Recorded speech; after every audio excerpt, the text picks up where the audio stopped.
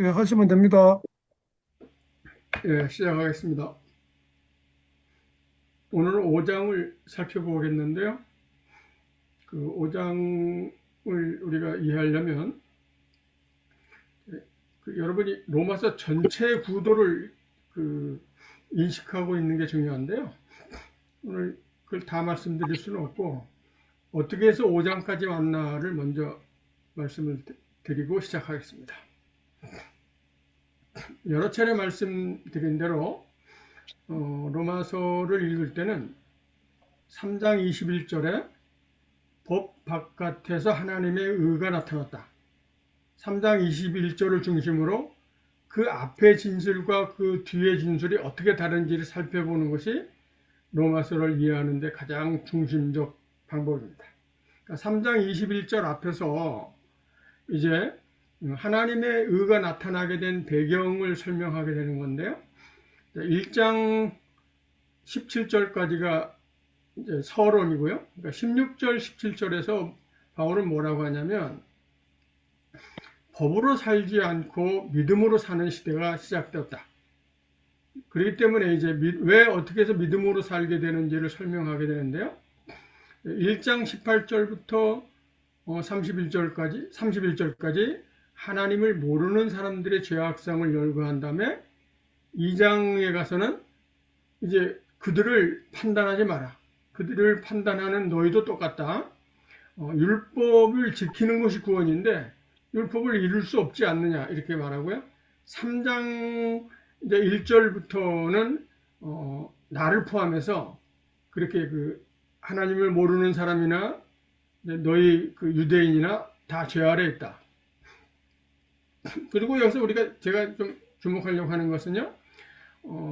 다 죄 아래 있다면서 죄인은 어떤 사람들이라는 것을 3장에 가서 말하는데요.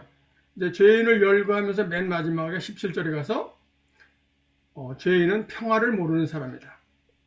평화를 모르는 게 죄인이라는 것을 강조하고요. 그 다음에 이제 3장 21절에 말씀드린 대로 하나님의 한 의가 나타났다. 그래서 3장에서 이제 예수님이 속죄소가 돼서 우리를 해방하셨다. 그렇기 때문에 그 예수님에 의해서 믿음으로 산다라고 하는 것은 4장에 가서 새로운 삶의 발생이다. 새로운 삶을 일으키는 거다. 죽은 삶이 아닌 새 삶이라는 것을 4장에서 말하고요. 이제 5장을 시작합니다. 자, 5장 1절을 보겠는데요. 5장 1절에 3장에서 말했던 칭의가 나옵니다. 칭의가 그 로마서에 50번 나와요. 그러니까 청한점론자들이 로마서의 중심이 칭의가 아니다 하는 건 로마서를 잘못 읽은 거라고 저는 생각합니다. 칭의가 핵심이 맞아요. 그 50번이나 말하는데 중심이 아니겠어요? 근데 루터가 해석한 칭의가 아니라는 거죠. 그러면 그 바울은 칭의를 뭐라고 말하려고 하는 거냐? 그러니까 칭의는 그 루터는 법정적 선언으로 읽었죠. 하나님이 우리를 무죄 선언한 거다. 그 루터의 핵심은 그리스도의 의가 이제 우리 인간에게 전가되어서 우리가 무죄가 된다는 게 루터의 해석입니다. 근데 바울은 그런 의도를 가지고 칭의를 말하는 게 아니고요. 50번이나 말하는 건 이게 화해를 종용하는 건데요. 특히 이제 5장 1절에서 우리가 살펴보려고 하는 것은 그러므로 우리가 믿음으로 의롭다 하심을 받았으니 하나님과 평화를 누리자. 자, 우리 그 개혁개정에 화평으로 되어 있죠. 그러니까 우리의 그 일상 삶이 아닌 성서는 그 우리 일상 삶과는 떠난 특별한 걸 말하는 걸 강조하기 위해서 에이레네를 화평으로 바꿔놨습니다. 평화입니다. 이건 전부가 에이레네니까요. 바울이 말하려고 하는 건 여기서 죄가 용서되었다고 하는 그 죄책감 제거가 아니라 하나님과의 화해를 말합니다. 하나님과 평화를 누리자. 이걸 좀 우리가 살펴볼 건데요. 그러니까 그 화해는 인간들 사이의 평화로 드러납니다. 바울에게 칭의와 화해는 사실상 동일한 사건입니다. 칭의는 선언이고 화해는 그 실현입니다. 동일한 구원 현실을 서로 다른 언어로 표현하는 겁니다. 자, 우리가 이제 그 5장 1절에서 바울이 하나님이 우리를 칭의하시면 용납이 칭의나 같은 단어입니다. 폴틸리는 칭의라는 말이 어려우니까 용납이라고 하자고 폴틸리 책에 전부 다 용납으로 되어 있습니다. 그러니까 받아들임, 용납, 이게 다 칭의, 어렵다 하시는 게 다 같은 용어입니다. 그래서 우리가 5장 1절에 하나님이 우리를 용납하셨으니 우리가 하나님과 평화하자, 이 말을 살펴보려면요, 고린도 후서 5장 17절과 21절을 함께 보는 게 유익한데요. 그러니까 로마서 칭의는 고린도 후서 5장에 나타난 교리와 다른 교리가 아니고요, 같은 현실을 다른 방식으로 진술한 겁니다. 자, 고린도 후서 17절이 우리가 잘 아는 대로 새 피조물인데요. 새 피조물로 화해하는 직분을 맡았다고 했는데, 성서를 읽는 관행이 이렇게 특별한 구절을 뽑아 읽는 게 습관이 돼서 내가 새 피조물을 설명한 모든 책을 봤는데요, 21절까지 끝까지 설명한 책을 내가 보지를 못했습니다. 핵심이 21절에 있어요. 21절에 보면 제가 헬라어를 적어놨는데요, 그를 죄로 삼으신 우리 것은 우리가 하나님의 의가 되게 하려 합니다. 그러니까 21절에 가서 이게 17절부터 우리에게 화목하게 하는 직분을 주었는데, 그것은 예수를 우리 죄인 되게 한 가운데 우리가 함께해서 우리가 화목하게 하는 직책을 맡았는데, 왜 그러냐? 헬라 성경에 이 붉은 글씨로 제가 놓은 거 희나인데요, 희나. 우리 번역서는 되게 하려 합니다, 이렇게 이제 의미는 살렸는데, so that, NIV나 영어 성경은 전부 다 so that으로 되어 있어요. 그러니까 뭐뭐 하기 위해서. 그러니까 하나님의 의를 우리에게서 이루기 위해서입니다. 하나님의 의를 우리에게 이루기 위해서 예수 그리스도를 우리를 위해서 죄가 되게 하셨다. 이게 이제 21절이에요. 그러니까 17절부터 우리에게 화목하게 하는 직분 준 것, 새 피조물이 되게 한 건 하나님의 의를 우리에게 이루기 위해서 그렇다는 겁니다. 이게 목적절이에요, 희나가. 희나를 제대로 번역하지 않았죠? 그래서 5장 1절에 평화와 함께 볼 때 칭의는 무죄선언이 아니라 하나님의 의를 구현하는 새 피조물을 창조하기 위한 하나님의 목적론 행위입니다. 그러니까 새 피조물이 하나님의 의를 이루기 위해서 우리에게 화해하는 직분을 줬다는 겁니다. 자, 이걸 좀 더 자세히 살펴보겠습니다. 5장 1절에 칭의가 평화라는 걸 제가 설명하기 위해서 이렇게 좀 긴 논증을 하고 있는 건데요. 자, 3장 21절에 계속 말씀드린 대로 법 바깥에서 하나님의 의가 나타났다. 그러니까 법 외에 의가 나타난 겁니다. 그래서 28절에 가서 법이 아닌 믿음으로 하나님으로부터 의롭다 함은 여김을 받는다. 이게 칭의죠. 법이 아닙니다. 믿음으로 의롭다 함을 받는다. 지금 우리가 읽은 5장 1절이요. 칭의의 결과는 평화다. 그러니까 칭의가 일어났으니 하나님과 평화하자. 그러니까 하나님과만 평화를 말하는 게 아니에요. 우리 서로 평화하자는 겁니다. 그러니까 칭의는 평화를 위한 사건입니다. 앞서서 제가 계속 설명드린 대로 고린도 후서 5장 17절 21절은 하나님은 그리스도인에게 새 피조물로서 화해하는 직책을 주셨다 하는 게 이제 21절까지의 내용인데요. 자, 20절이요. 그리스도인은 그리스도를 대신한 사신이다. 그러니까 그리스도를 대신한 사신으로 삼기 위해서 새 피조물로 삼으시고 화해하는 직분을 주었다. 근데 그것은 무엇을 위해서 그러냐면 그리스도인이 하나님 의가 되게 하려 한다. 하나님 의를 이루시기 위해서 그렇게 했다는 겁니다.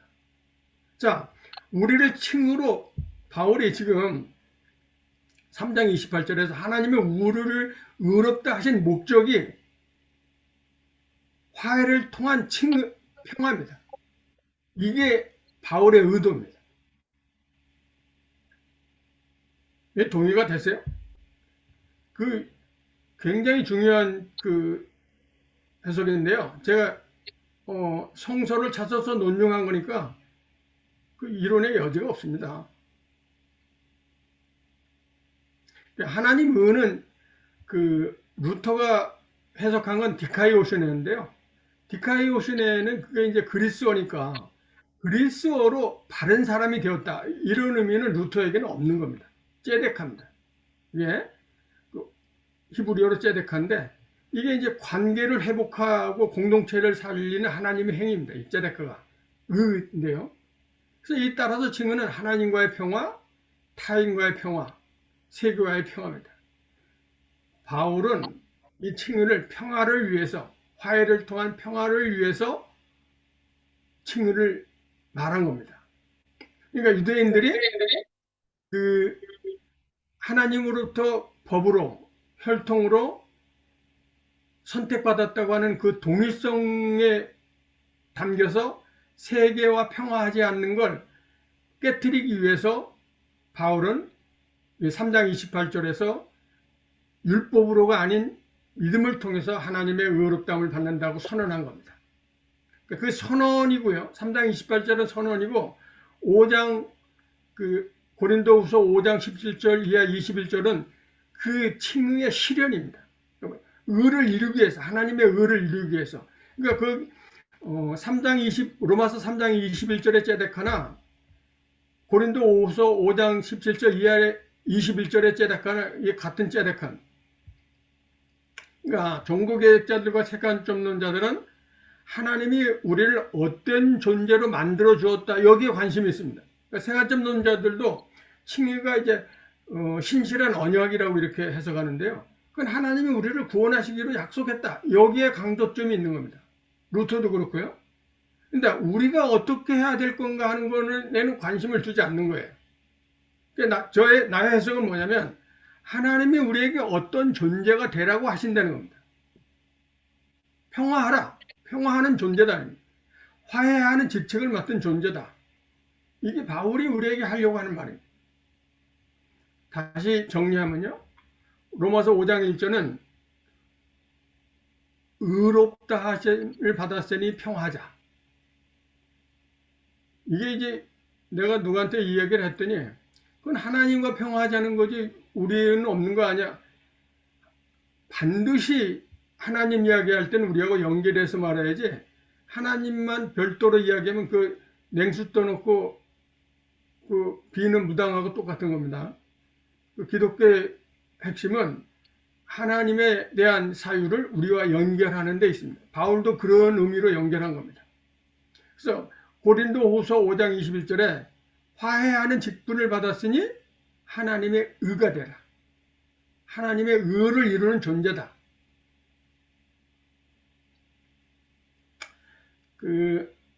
제가 방금 김진호 목사의 난민의 사도 바울을 읽었는데요. 그러니까 유대 해당의 원리주의자들이 있습니다. 유대인들 해당의 그러니까 율법을 고수하는 사람들, 유대인들이 이제 소수로 됐기 때문에 더 극렬하게 이제 분리주의자들인데 원리주의자들이 바울을 공동체의 평화를 깨뜨리는 자라고 이렇게 비난을 하게 되는 겁니다. 그 갈라디아서가 이제 그런 거에 대한 그 반론 선건데요. 바울이 그 유대인들이 가지고 있는 그 동일성, 그걸 깨려고 하는 겁니다. 그러니까 그걸 원리주의자들, 분리주의자들은 바울이 그 공동체를 해롭게 한다. 그래서 바울이 그 안디옥에서 사역을 못하고 키프로스로 떠나게 되는 거죠. 그러니까 그 김진호 목사의 난민의 사도 바울이 굉장히 중요한 책입니다. 이게 그 유대인과 이방인 사이의 바울이라고 쓴 그 책을 그게 이제 세간점론자들을 촉발한 책인데요. 그거를 훨씬 능가하는 책입니다. 우리나라도 이제 앞으로 이런 책들이 나올 시대가 된 거죠. 아주 세계적인 책이 나왔어요. 내가 이런 책을 읽어본 적이 없습니다. 제가 바울에 관한 책을 거의 다 읽었다고 해도 과언이 아닌데요. 이 김준호 목사의 난민의 사도 바울 이거 한번 읽어보시기 바랍니다. 이게 굉장히 중요한 책이에요. 여기에 바울이 그 원리주의자들로부터 어떻게 핍박을 받는지 자세히 설명이 되어 있습니다. 그러니까 칭의는 화해를 통해 이루는 평안. 그러니까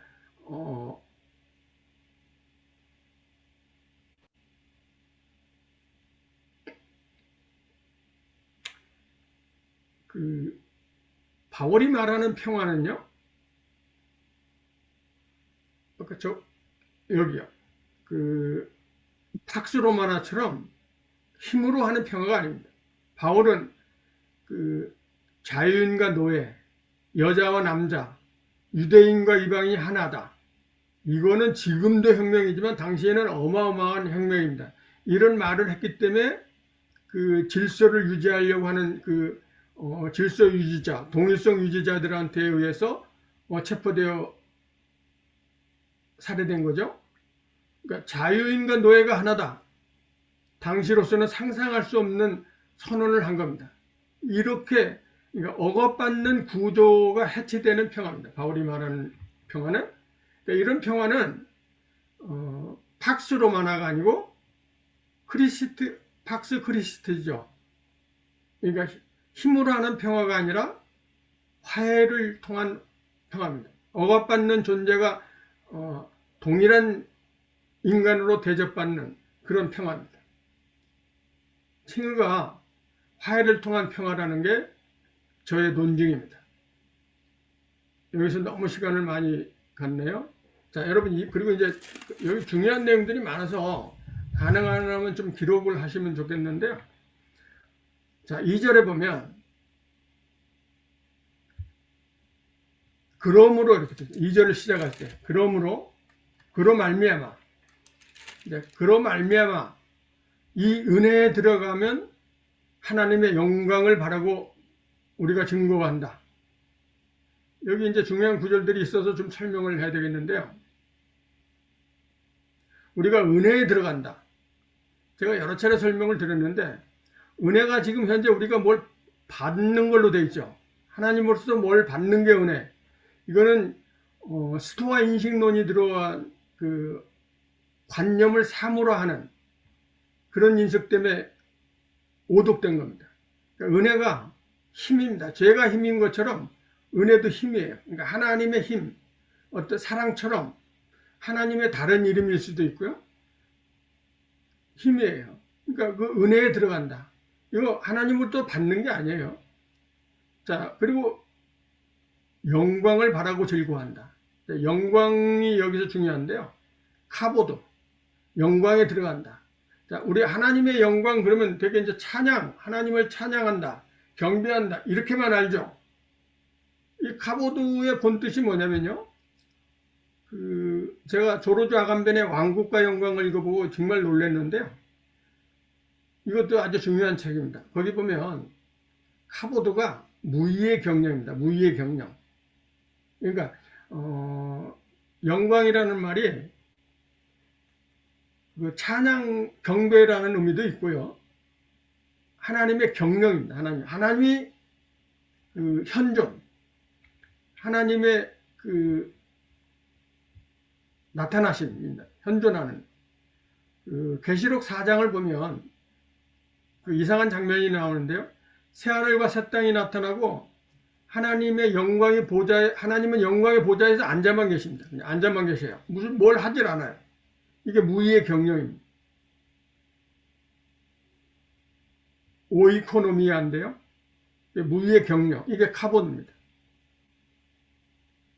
그러니까 지금 바울은 우리가 의롭다고 해서 그걸로 무슨 성공과 성취, 번영, 무슨 그 업적을 남기는 그렇게 하는 게 아니라는 겁니다. 지금. 무의 영광에 참여하는 겁니다. 우리 그 인간의 가장 특징이 뭐예요? 성취와 업적으로 자기를 증명하려고 하죠. 자기는 어떻게든지 내 존재가 증명되기를 바라는 겁니다. 근데 신앙인은 독특하게 자기를 죄인으로 증명하려고 그래요. 나는 죄인이다. 나는 죄인 중에 괴수다. 이거는 바울에게는 없는 겁니다. 이게 올바르게 나는 정당하다. 나는 정당하게 올바르다는 걸 증명하는 거예요. 이것도 자기의입니다. 이게 자기의. 그 로마서 7장에 가서 이 부분은 자세히 할 텐데요. 이 자기의를 깨트리는 것. 제가 계속해서 반복 말씀드리는 건 동일성 구조를 깨트리는 것 또는 자기 동일성을 깨트리는 것. 이게 로마서 핵심의 두 가지입니다. 그러니까 자기의를 증명하려고 하는 게 이게 인간의 습성인데요. 바울은 이걸 주목하고 있습니다. 이게 이 두 가지가 구조 동일성을 만드는 거와 자기 동일성을 세우는 거, 이게 그 로마서 5독의 핵심적인 두 가지. 교리를 만드는 것, 이런 거 다 동일성 구조예요.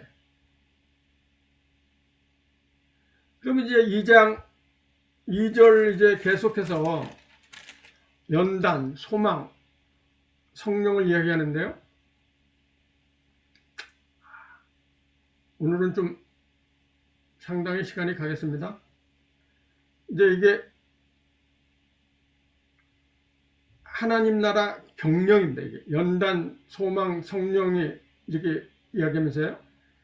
그 평화를 말하는 후에 이렇게 이야기하는데요. 이게 이제 에베소 3장 9절에 나오는 오이코노미아인데요. 하나님의 그 경영 방식입니다. 카보드. 계속해서 말씀드린 대로 무게, 현존, 밀도, 카보드는요. 현존입니다. 억압으로 다스리지 않는다. 하나님의 카보드는 존재를 자기 자신으로 살게 하는 무의경령이에요. 그래서 바울은 이제 연단, 소망, 이렇게 성령을 순차적으로 말하는데요. 여기서 연단은 고난을 견디는 정신력을 말하는 게 아니고요. 기존 세계의 욕망이 해체되는 과정을 말하는 겁니다. 구조동일성, 제가 계속해서 말씀드리는 대로 구조동일성이 해체되는 과정입니다. 특별히 여기 소망이 엘피스인데요. 엘피스가 사전적 의미로 이렇게 희망과는 좀 다른 의미입니다. 현재 바디오의 편으로 보면요. 미래에 대한 상상이 아니라 현재 속에서 이미 시작된 사건에 대한 충실성입니다. 지금 사는 겁니다. 그러니까 하나님 나라를 지금 경험하고 사는 게 이게 소망입니다. 바울이 말하는 소망. 미래를 기대하는 소망은 그게 아닙니다. 이게 몰트만의 희망과도 다른 겁니다. 이건 현재를 살아가는 겁니다. 이것이 믿음입니다. 성령은 이제 능력 이전의 사랑이다. 5장 5절을 보면 성령은 하나님 사랑이 우리 마음에 부음받음이, 5절에 가면 하나님 사랑이 우리 마음에 부음받는다. 이게 성령의 역사하시는 방식입니다. 이게 성령이 법을 대체하는 새로운 경영 원리입니다. 이게 오이코노미아.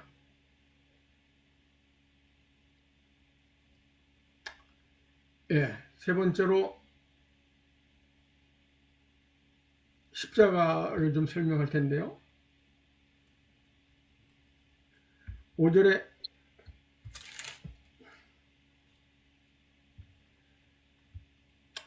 자, 십자가 6절부터 11절까지가 십자가 얘기인데요.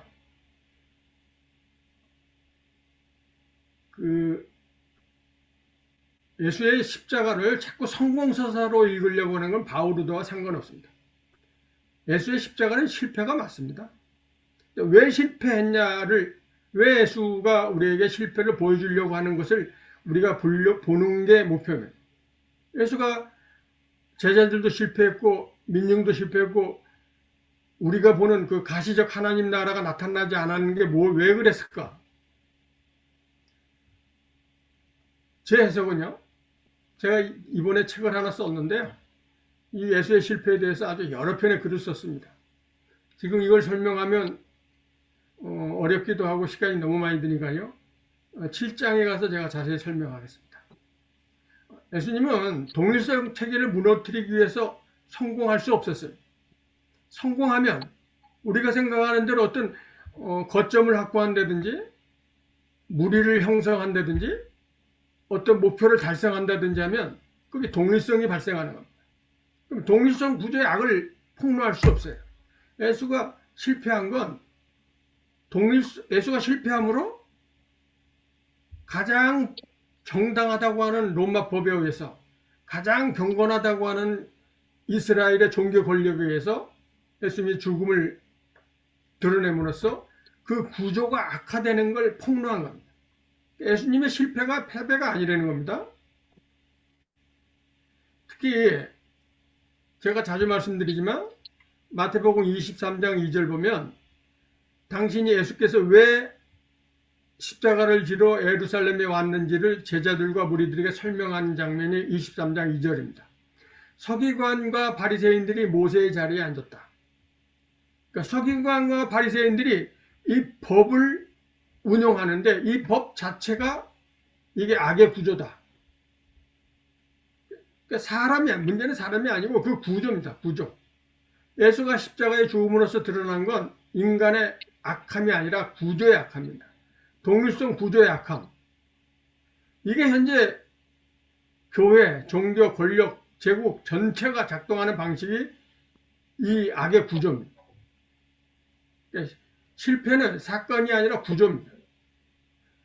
예수님은 실패함으로써 그 구조를 폭로합니다. 실은 이 4번 아담 시대와 예수 시대가 5장의 핵심입니다. 제가 이걸 좀 설명을 드리려고 한 건데요. 이거 10분 안에 다 할 수 있을지 모르겠습니다. 하는 데까지 해보겠습니다. 자, 그 5장의 핵심은 아담 시대가 아니고 예수 시대가 시작되었다는 거예요. 아담 시대가 아니고 아담이 나오고 예수가 나오죠. 전통신학은 아담이 죄를 졌기 때문에 형벌을 받고 죽는다. 이렇게 읽는 거죠. 바울의 관심은 죄의 기원이 아닙니다. 지금 예수에 의해서 새로운 시대가 시작되었다. 이게 그 바울이 하려고 하는 말입니다. 바울은 예수를 보라고 한 건데 5장에서 아담을 본 겁니다. 아담의 죽음은 단순한 육체 죽음이 아니라 이게 그 죽음 충동입니다. 죽음 충동. 락강이 죽음 충동이 말하는 건 프로이드와 락강이 그 죽음 충동이라고 하는 게 뭐냐면요. 물리적으로 자살하려고 하는 그걸 죽음 충동이라는 게 아니고요. 나쁜 줄로 알면서도 계속하는 게 이게 죽음 충동입니다. 그러니까 이렇게 번영을 이루어서 기후위기를 만나고 식량위기를 만나서 민류가 멸망하는 줄 알면서도 계속 성공 번영으로 향해 달려가는 것, 이런 게 죽음 충동. 끝없는 경쟁, 누구와 끝없이 비교하는 것, 자기 증명하려고 하는 인정 욕망, 이런 게 죽음 충동입니다. 그러니까 아담의 시대에는 이런 죽음 충동의 시대되는 겁니다. 이게 8장 6절에서 육신은 사망이요 영은 생명과 평화다 하는 게 지금 그 8장에 가면 그 이야기가 여기서 나오는 거예요. 이게 이제 준비 과정입니다. 살아있으나 죽은 삶이다. 바울이 말하는 아담에게서는 14절에 사망이 왕노릇한다. 이게 법 아래에 있게 되면 이렇게 죽음 충동에 의해 살게 된다는 겁니다. 그리스도 안에 생명은 육체적 생존이 아니라 새로운 삶, 새로운 존재 방식, 하나님의 의에 참여하는 겁니다. 그러니까 바울이 조회와 비오스를 구분해서 사용하는데요. 비오스는 이게 이제 생물학적 삶입니다. 이게 그 아담 안에서의 삶이고요. 조회가 영의 삶입니다. 그 요한복음 10장 10절을 보면요. 내가 온 것은 생명을 얻게 하고 더 풍성히 얻게 하렴이라. 내가 온 것은 예수님의 말씀이죠. 내가 온 것은 양으로, 우리 그리스도인 말입니다. 양으로 생명을 얻게 한다. 할 때 이 생명이 조회입니다. 조회. 조회는 얼마나 오래 사느냐 하는 생명이 아니고요. 하나님의 시간 안에서 사는 걸 조회라고 합니다. 영의 생명, 화해되는 삶, 하나님의 의에 참여하는 삶, 그러니까 하나님 나라 삶, 이게 조회입니다. 5장 17절에 생명 안에서 왕노릇이라는 말은 죽은 후 천국 가서 통치한다 그런 말이 아니고요. 새로운 삶, 예수 시대에서의 일어나는 새로운 삶을 생명 안에서 왕노릇한다. 이렇게 말합니다. 그러니까 5장의 핵심은 어떻게 죽어서 천국 가는가가 아니라 어떻게 비오스의 인간에서 조회의 인간으로 변화되는가를 설명하는 겁니다. 바울이 말하는 새 창조, 새 아담, 은혜의 왕노릇, 영생, 이게 다 조회의 삶입니다. 하나님 나라 삶을 가리키는 겁니다. 이게 로마서 5장 전체를 관통하는 종말론 비전입니다. 자, 법은 죄와 욕망을 생산한다. 바울에게 죄는 개인의 결함보다 세력입니다. 죄는 권력의 구조입니다. 죄는 법을 타고 들어옵니다. 7장 8절에 가면 죄가 법을 타고 들어오죠. 법은 선한데 죄가 들어오는 겁니다. 죄가 법을 이용하는 겁니다. 법이 생기면 비교가 생기고요. 비교가 생기면 욕망이 생깁니다. 욕망이 생기면 지배. 이게 죄의 순서입니다. 자, 죄에 대하여 죽었다. 6절에 가서 이 얘기를 자세히 할 건데요. 이건 욕망이나 의지가 죽는 게 말하는 게 아닙니다. 나를 지배하는 구조가 죽었다는 말입니다. 넘기고요. 이 원죄를 설명하고 마치겠습니다. 5장 12절 여러분 한번 보시기 바랍니다. 5장 12절 보면 그러므로 한 사람으로 말미암아 죄가 세상에 들어오고 이렇게 돼요. 한 사람으로 말미암아 우리 번역도 이게 약간은 라틴어 번역과 비슷한데요. 바울의 의도는 그렇지 않습니다. 아우구스티누스가 이걸로 원죄론을 만든 건데요. 이거는 히에로니모스니가 불가타역에서 그 안에서 모든 사람이 죄를 지었다 이렇게 불가타역이 되어 있기 때문에 그걸 보고 이제 아우구스티누스가 여기서 원죄를 만들었는데요. 바울의 관심은 죄의 유전이 아닙니다. 죄가 보편적이다는 누구나 죄의 아래에 있다. 죄인을 말하려고 한 게 아니라 죄의 세력을 말하려고 한 겁니다. 물론 바울이 죄인을 말하지 않았다는 게 아닙니다. 바울이 개인을 말하지 않았다는 게 아닙니다. 7절에 가서 6절에 가서 다 죄인 얘기하는데 지금 그 아담 시대에 여기서 말하는 건 개인의 죄를 말하는 게 아닌데 아우구스티누스가 이 개인의 원죄를 여기서 만들었다는 겁니다.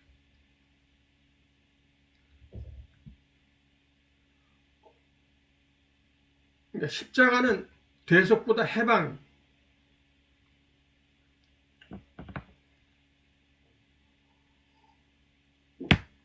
전통신학은 십자가를 형벌의 대속, 만족설, 법정으로부터의 배상, 대속 이렇게 설명하는데요. 만족설은 하나님을 만족해 했다. 예수님이 그 죽음으로써 이제 법정에서 배상이 이루어졌다. 이 대속이 19세기의 그 독일 신학이라는 겁니다. 성서에 이게 대속으로 번역된 리트론이 딱 두 군데 나오는데요. 마가 10장 45절하고 마태 20장 28절입니다. 이 리트론이 그 속전을 내서 해방하는 해방입니다. 속전입니다. 이걸 대속으로 번역한 거죠. 이 19세기 독일 신학이 들어와서 대속으로 번역된 겁니다. 이게 10장 45절은 특히 지배 권력을 해체하기 위해서 그 예수가 나는 세상을 섬기러 왔다고 하면서 이 리트론을 사용한 건데 이걸 대속으로 번역한 겁니다. 이게 해방이 어렵니다. 석방, 포로 석방에 묶인 자를 풀어주는 리트론이요. 그러니까 하나님의 분노를 만족시키기 위한 사건이라기보다 죄와 죽음의 권세로부터 해방입니다.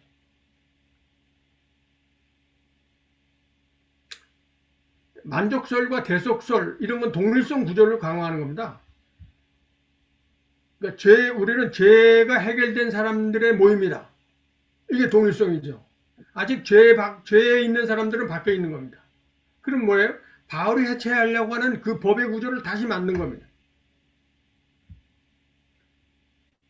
이 만족술은 안셀름이 왜 하나님이 사람이 되었는가에 거기서 그 펼친 그의 이론입니다. 이것이 이제 19세기 대속론으로 발전한 겁니다.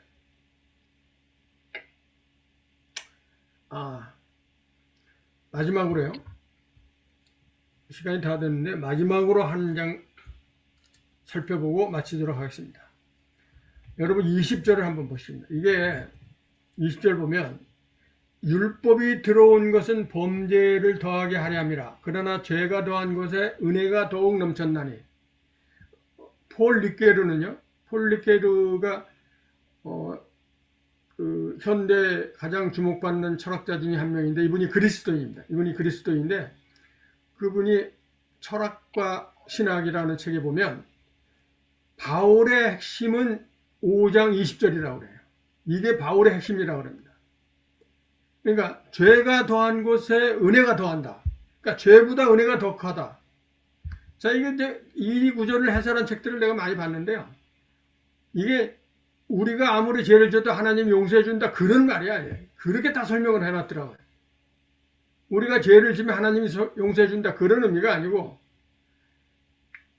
우리가 죄라고 지목된 곳에 하나님의 은혜가 더 크다는 겁니다. 죄가 더한 곳에 은혜가 더 넘친다.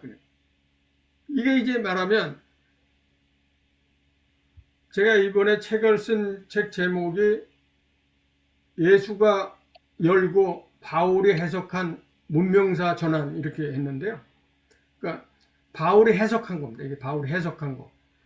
예수가 그 죄인이라고 하는 유대인들의 그 동일성 구조 안에서 제외된 세리와 성매매인과 여인과 그 가난한 사람들 거기에 그러니까 죄가 많다고 하는 그곳에 더 하나님의 은혜가 더 넘친다고 이렇게 해석한 겁니다. 실제로 그 대학원 동기 목사가 부천에서 노숙자 그 보호운동을 하는데 나보고 그래요. 이제 민중신학을 같이 공부했기 때문에 그 안병호 박사님이 민중이 예수다 그래서 민중이 다 선한 걸로 되어 있는데 자기가 거기서 부천에서 사역을 해보니까 그 노숙자며 가난한 사람들이 얼마나 악한지 말로 할 수가 없대요. 너무너무 악하대 사람들이. 그러니까 교양이나 교육이나 이런 게 떨어지기면 악합니다. 실제로. 그러니까 바리새인과 사두개인 서기관들이 실제로 경건하고 선량한 사람들이에요. 그리고 세리와 죄인들이 악한 사람들입니다. 근데 예수님이 거기 가서 이들을 통해서 하나님 나라를 이루었어요. 이걸 바울이 해석한 것이 5장 20절입니다. 죄가 더한 곳에 하나님의 은혜가 더하다. 거기에 하나님의 역사가 일어난다. 이게 5장 20절의 해석입니다. 그러니까 죄인을 더 사랑한다는 뜻이 아닙니다. 배제가 심한 곳에 은혜가 먼저 간다는 뜻입니다. 하나님 나라는 법이 실패한 자리에서 시작된다. 은혜는 법의 보충이 아니라 전혀 새로운 세계의 시작이다. 마치겠습니다.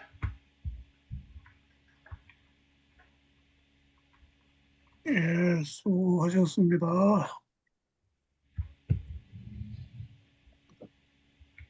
시간을 더 쓰셔도 되는데, 우리 또 서로 이제 의견도 나누고 토론하는 시간을 위해서 그래. 예, 토론 시간이 너무 짧아져서요. 제가 한 네. 시간 하면 그냥 미처 말씀들을 못하시고 그래서 제가 40분에 끝내려고 아주 노력을 합니다.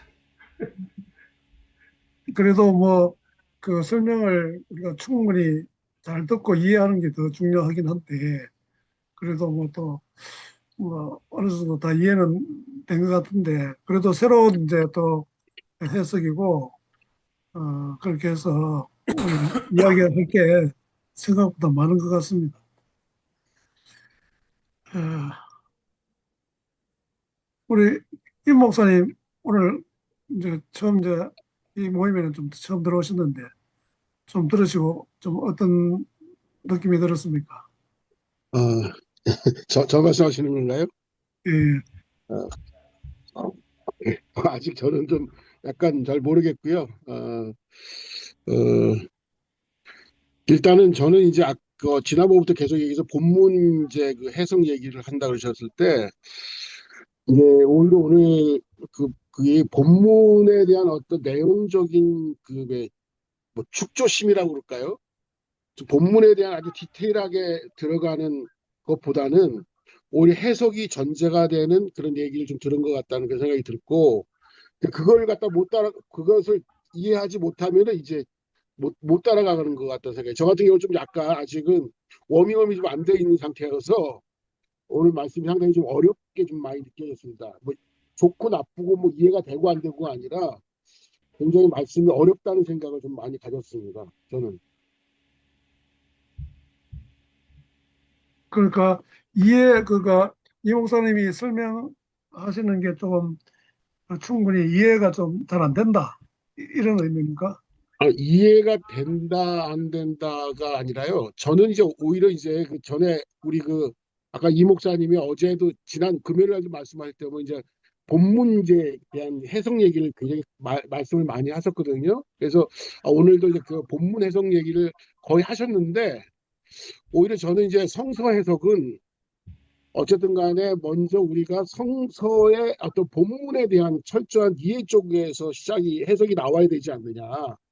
그냥 해석과 해석을 싸움 붙이기보다는 저는 그런 좀 생각이 좀 있거든요. 그, 그 근데 약간 그래서 해석과 해석의 어떤 자꾸 그쪽으로만 가는 게 아니고 그래서 무슨 얘기냐 하면 본문에 대한 어떤 어떻게 보면 제가 보기에 로마서나 이런 그 바울의 얘기를 볼 때 제가 제일 어려운 게 뭐냐면 전치사의 해석인 것 같아요. 결국은 아까 그 목사님이 얘기한 대속이니 아니 이런 것들도 다 전치사 디아를 어떻게 해석할 거냐 또 에피를 어떻게 해석할 거냐. 저는 저 개인적으로는 본문을 보면 항상 거기에 걸리거든요. 전치사를 갖다 해석하는 거에 따라서 아주 그냥 이게 대속론으로 가기도 하고 막 목적으로 가기도 하고 막 이렇게 되는 것 같은 생각이 저는 개인적으로 그건 저의 개인적인 취향인 거 생각입니다 그냥. 그리고 제가 이제 성경을 보는 태도는 어쨌든 간에 본문이 무엇을 말하고 있냐를 제일 먼저 찾으려고 하거든요. 어떤 해석을 전제하지 않고. 그래서 그런 생각이 좀 있었는데 어, 목사님이 앞에서 얘기하셨던 게 계속 있었기 때문에 제가 그 전이해가 없기 때문에 조금은 아직은 조금 좀 기다려야 될 것 같은 생각이 듭니다. 예, 임 목사님 그 얘기 제가 이해는 하는데요. 그러니까 제가 전제를 가지고 하는 겁니다. 전제. 예, 그러니까 예. 전제에 우리 임 목사님이 아직 선뜻 이렇게 예, 그러니까요. 예, 이해가 다가가기 어렵다 그 얘기인데요. 예, 예. 이제 제가 1강부터 그 얘기를 충분히 설명했거든요. 왜 이런 그러니까요. 예, 방식인지. 예. 그래서 1강에 가만히 그러니까 있었던 이제 겁니다. 그게 뭐냐면 하이데거 이제 그 얘기를 1강부터 한 얘기를 좀 임 목사님을 위해서 다시 이야기하면 하이데거는 뭐라고 하냐면요. 자기는 순수하게 성서를 읽는다고 하는데 순수한 바탕으로 읽는 거라는 자체는 없는 거다. 누구나 다 그렇겠죠. 예. 전제를 가지고 읽는다. 그렇죠. 이게 예, 예, 예, 그 어떤 전제냐가 문제라는 거죠. 예, 그러니까 예, 그 예. 하이데거는 자기는 예수의 사역을 전제로 한다. 근데 나는 하나님 나라를 전제로 합니다. 그러니까 이제 어, 전제가 없다 나는 이런 건 없는 겁니다. 하이데거 말 우리 언어 아, 자체가 예, 포섭되어 있다. 언어 자체가 이 언어가 존재의 집이다. 언어가 기득 질서에 포섭되어 있다. 그렇기 때문에 이거를 나는 순수하게 읽는다.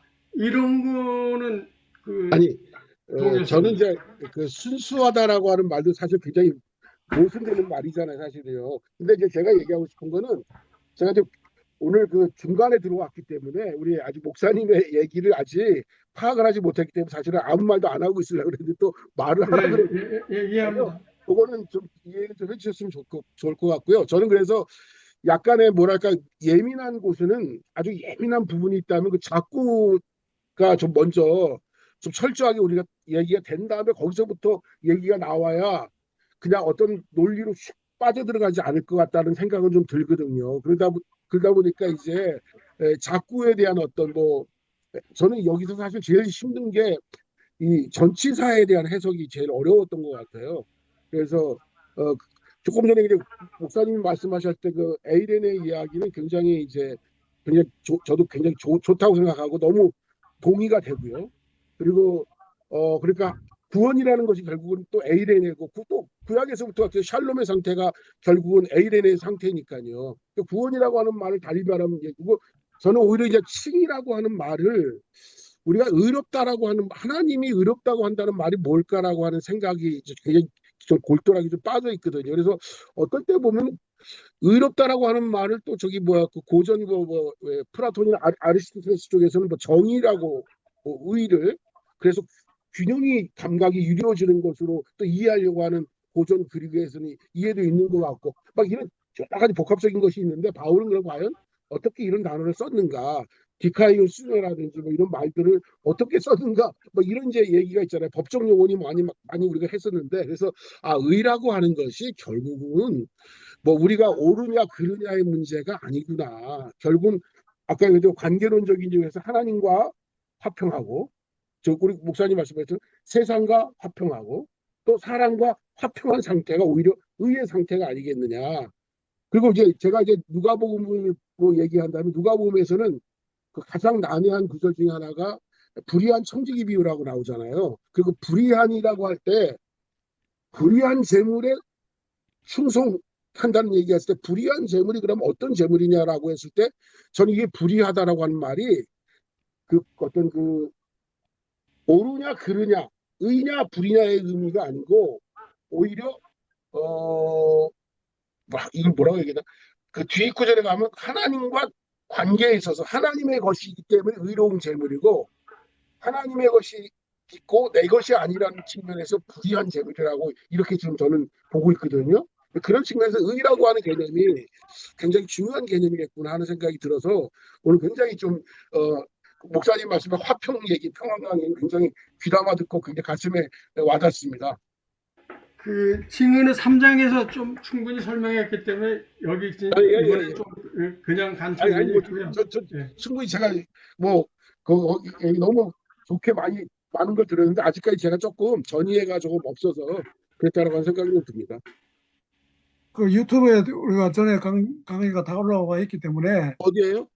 우리 유튜브에 찾아보면 저는 아직 그걸 저 몰라서 그런 것 같아요. 아니 그 제자 공동체 나눔과 섬김 치면은 또 이정만 목사님 이름 제가 치면은 아직 거기까지는 예, 소개를 못 예, 받아가지고. 그거 들어가면 요거 지금 예. 녹화하고 있는 것도 다 지금 올리거든요. 예, 예, 예, 그러니까 예. 거기 이정만 그 제자 문방에 공동체 이정만 이렇게 예, 치시면 예, 예, 그게 예, 처음부터 한 게 다 예, 예, 올라와 예. 있습니다. 그거 맞습니다. 한번 제가 쭉 저 보시면 봤습니다. 도움이 되죠. 예, 예.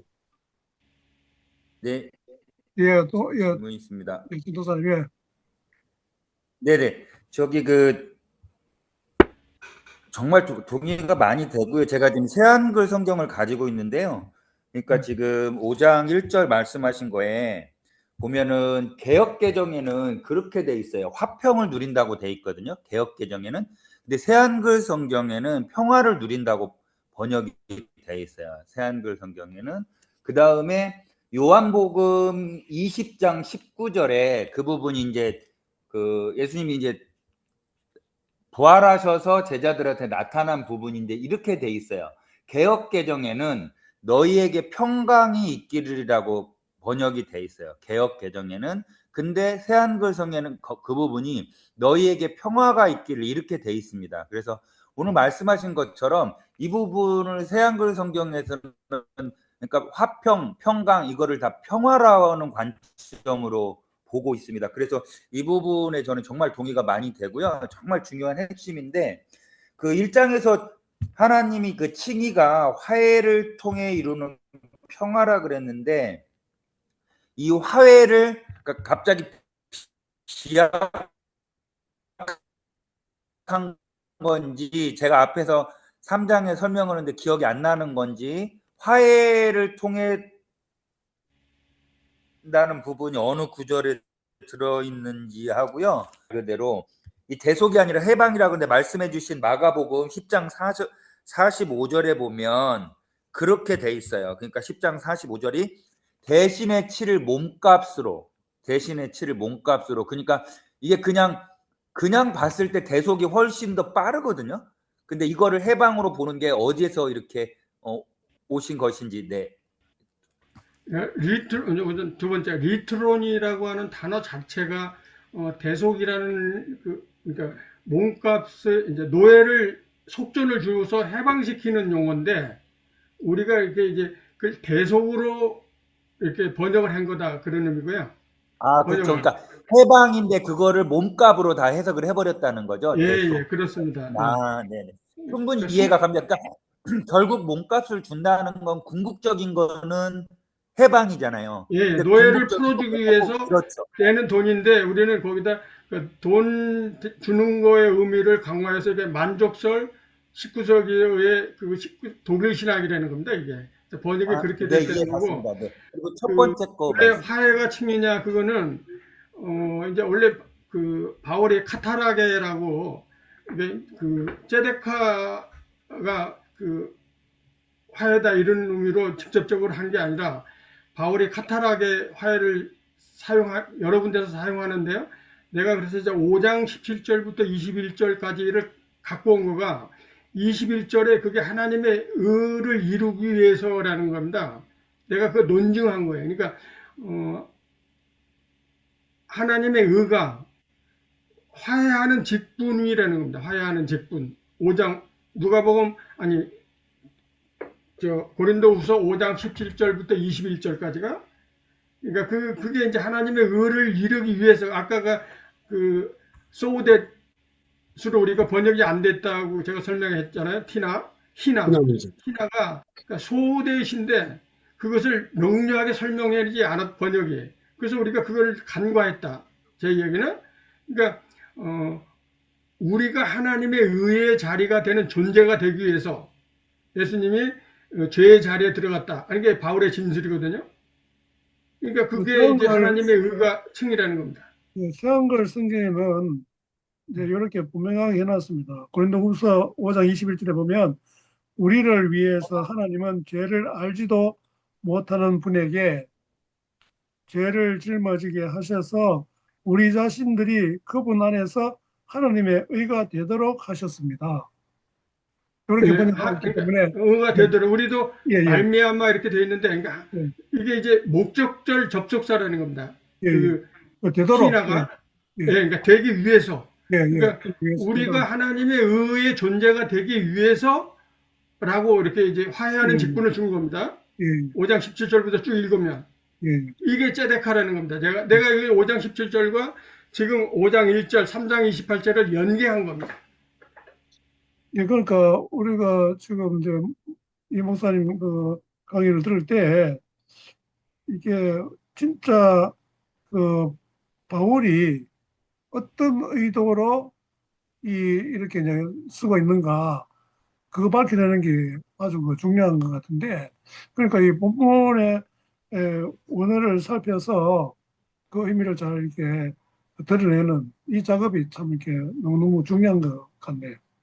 그런데 이제 아까 임 목사님이 질문한 거 어떤 전제를 가지고 이야기한다고 하는 것도 그거는 너무나 당연한 이야기 같아요. 우리가 아무 전제 없이 뭐 이렇게 이제 해석할 수는 없고 그런데 그 이제 전제가 성경을 이게 해서 그 전제를 가지고 해석했을 때 그러니까 이렇게 되니까 그 전제가 맞구나. 결과적으로 이제 그렇게 증명이 되는 그런 과정을 지금 우리가 겪고 있는 게 아닌가 이런 생각이 드는데 맞습니까? 제가 설명드린 게. 예. 네, 그래서 지금 이제 그게 중요한데요.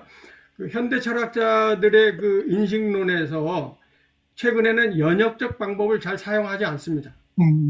귀납적 방법을 사용합니다. 전제를 해놓고 그걸 설명해 나가는 방법이 그러니까 연역적 방법은 이게 연역적 방법이 맞는 것 같지만 결국엔 자기 생각을 설명해 내는 거라는 겁니다. 그게 현대 철학자들이 지금 주장하는 인식론입니다. 오늘 또 뭐 이제 말씀하셨지만 지난번에도 이제 예, 아까 고린도전서 5장 17절이라고 하셨나요? 5장 21절. 제가 말씀드린 5장 21절. 고린도전서 5장은 12절, 3절까지밖에 없어가지고요. 고린도 후서 고린도 후서 5장 아, 5장 후서, 21절. 네, 네, 예, 예. 알겠습니다.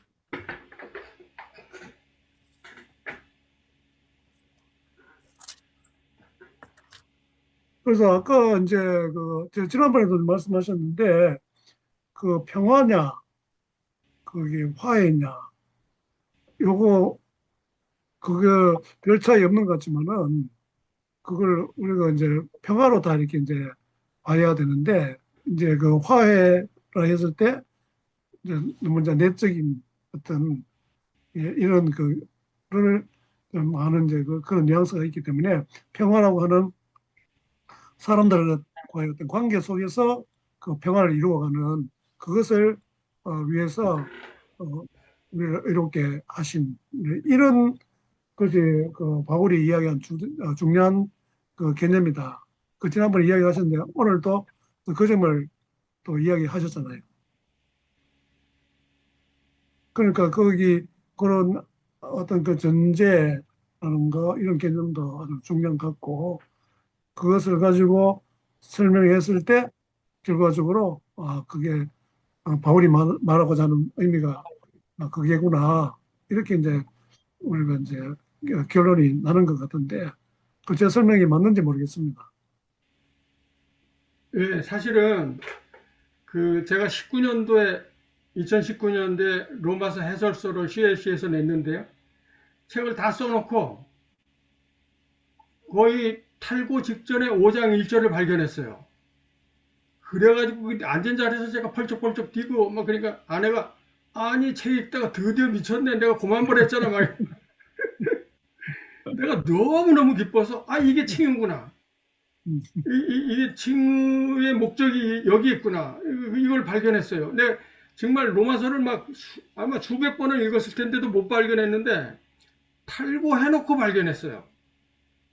그래서 이제 다시 썼거든요. 그 부분을. 그러니까 이거 설명하는 책이 없습니다. 이거 제가 하는 그러니까 거예요. 저게 아까 우리 이제 또 전도사님이 이제 이야기하셨지만은 저도 이제 이제 서양글 성경 여기 보면 5장 로마서 5장 1절을 이렇게 이제 번역했어요. 그러므로 우리는 믿음에 기초해서 의롭다고 인정받아 하나님과 평화로운 관계를 누리고 있습니다. 우리 주 예수 그리스도를 통해서지요. 이렇게 이제 설명했거든요. 평화로. 그러니까 예. 원래 그 의미를 갖다가 잘 이제 풀어 설명해주고 있다 하는 걸 이제 확인해 볼 수 있는 거죠. 예. 이신건 교수님 마이크를 켜놓으셨는데 혹시 하실 이야기 있으시면. 네, 뭐, 지금 토론하는 주제와 관련돼서 아까 희나 하려 합니다, 목적절이다. 우리나라 말로 하려 합니다라는 말도 목적적인 의미예요. 예, 목적적. 예, 예. 그 의미는 또 나타납니다. 하나는 그러나 평화를 누리고 있습니다만 이제 결과론적으로 그렇게 함으로써 그런 결과가 났다는 것과 또 그런 목적을 위하여 그런 것을 했다. 저도 번역할 때 두 가지를 다 병용하기도 합니다. 뭐 하기 위하여 뭐 했다. 또 함으로써 뭐 이렇게 했다라고 이제 결국 원인과 결과처럼 꼬리를 물고 있는 구절인 건 틀림없고요. 아까 그 대속 이야기 나왔는데 저도 그 대속에 대한 오해를 많은 사람들이 하니까 많이 그과 신학적으로 싸웠거든요. 근데 대속도 앞에 속전이란 말도 속이 똑같이 붙는 속이에요. 대신이란 말이잖아요.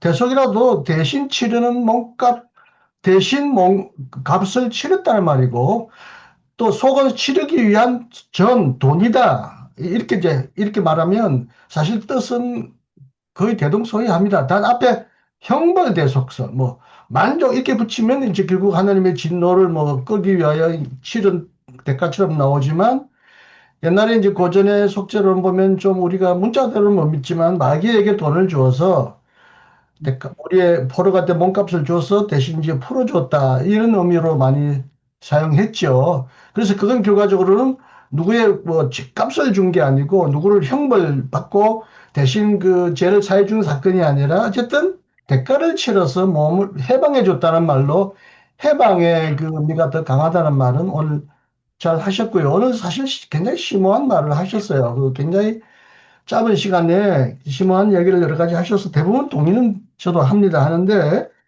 아담과 그리스도를 어떻게 해석하실까 저도 궁금했어요. 최근에 유심진화론 얘기 나올 때 또 뭐 어제 얘기하고 비슷해서 죄송합니다만 아담은 역사적인 존재야. 그래야 원죄가 있고 원죄가 있어야 죽음이 있고 죽음이 있어야 이제 예수가 우리의 죽음을 대신 해결했다. 그 육체적인 죽음, 원죄로 말미암아 형벌 얘기했는데 바로 이 그런 얘기 전혀 안 하는 건 저도 알고 있거든요. 그리스도의 구원의 보편성을 설명하려고 인간의 죄 아래에 있는 인간의 보편성을 설명하려고 했는데 아담의 실제적인 존재다. 그러므로 진화론은 틀렸다고 막 굉장히 진화론 속에서 아담을 역사적인 존재로 증명하려고 하는 헛된 노력을 하는데 그건 아구스티누스뿐만 아니라 바울의 원래 의도도 그게 아니었다는 거 아니죠. 그죠? 예, 아닙니다. 그게 아닙니다. 네네네. 그 잘 읽고 또 죽음이라는 게 이제 그 육체적인 죽음. 우리가 왜 죽냐? 아담 때문에 안 죽어도 되는데 아담이 죽어서 다 죽게 됐고 죄도 안 지은 자들도 결국 죽음의 지배를 받았다 여기 나오는데 14절에 근데 예수님 때문에 우리는 영생을 얻었다 그러잖아요. 그래서 이게 도대체 아니 죄 안 짓는 존재는 아니 죄 안 지었으면 우리 인간은 안 죽었냐. 그리고 예수 믿어서 영생을 얻었는데 왜 또 죽었냐. 바울은 안 죽었냐. 바울도 죽었어. 안 죽고 휴가 될 거라고 기대했을 줄로는 몰라. 초기에는 곧 예수가 오실 거니까 안 죽을 수도 있고 안 죽고 몸으로 들림 받았다고 생각했을지 몰라도 나중에는 죽을 거 생각하고 죽게 되면 우리의 장막이 무너지고 새 장막을 하나님 예배해 주신다. 이제 죽는 걸 염두에 두고 후기에는 이제 서신을 전제한 것 같은데 바울은 과연 자기는 예수를 믿어서 이제는 안 죽는다고 했는지는 생각을 모르겠는데 자고의 이정만 목사님 말씀은 이게 육체적인 죽음을 말하는 게 아니라는 거죠. 예, 그렇습니다. 전혀 안 돼요. 8장 6절에 가서 네. 육신의 생각은 사망이요. 근데 이게 그 육체, 그러니까 죽음 충동을 말하는 겁니다. 그러니까 아담의 삶은 이건 죽음이다. 그러니까 죽은 삶이다. 이런 거죠. 그렇죠. 왜 성경에 가끔 보면 한 번 죽는 것은 정하신 사실이다라고 되어 있는데 그것도 이제 보수주의자들이 설명 안 해요. 한 번 죽게 정해져 있는데 왜 예수 원죄 때문에 죽는다고 하냐. 또 하나는 산자나 죽은 것 같고 죽은 것 같으나 살아있다. 이런 역설이 있잖아요. 살아있는 자는 살았고 죽은 건 죽었는데 왜 살아있으나 죽은 것 같다. 이 말도 말이 안 되잖아요. 그렇다면. 살아있는 그러니까 영생이 죽지 않고 영원히 산다가 아닌 것처럼 네네. 죽음도 이게 물리적 죽음이 성서 그걸 말하는 게 아니고 바울은 그걸 말하는 게 아니고요. 네, 그 제가 봤을 때 제가 좀 잘 요약해서 좀 다시 좀 선전해야 되겠습니다. 이게 바울을 진짜 많은 사람들 오해하고 있어요. 제 네. 생각에도 그 복음서도 음. 결국은 죽음과 아까 그 조회하고 그 비오스. 비오스 이야기를 구분하고 있는 건 분명히 맞는 것 같아요. 저 같은 경우에는 복음서를 보다가 뭘 느끼느냐 하면 오히려 죽는 이야기를 할 때는 잔다는 말을 쓰고 있고요. 진짜 죽었다고 해서는 자는 얘기를 할 때가 오히려 역설적으로 그렇게 사용하는 용례가 훨씬 더 많은 것 같아요.